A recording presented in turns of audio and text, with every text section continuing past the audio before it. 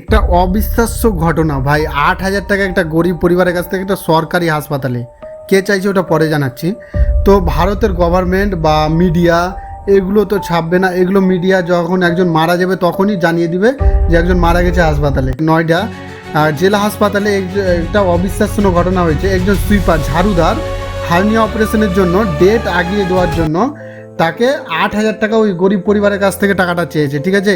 তো পরিবারটা খুব ভালো, পরে বলছি পরিবারটা কী করেছে, তারপরে কমপ্লেন দিয়েছে। শুক্রবারে ওই অপারেশনটা হওয়ার কথা ছিল, সে কিন্তু ওটাকে শনিবার রবিবার করার চেষ্টা করছে, মানে ওই সুইপারটা।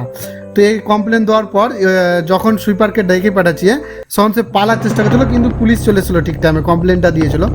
কিন্তু এখানে ব্যাপার এটা হলো যে 8,000 টাকা চাইলেও আর সিস্টেম কোথায় আছে, ঠিক আছে। তো প্রশ্ন উঠছে এখানে সুইপার কিভাবে একজন হাসপাতালের অপারেশনের ডেট আগিয়ে পিছিয়ে দিবে সিস্টেম কারাতে।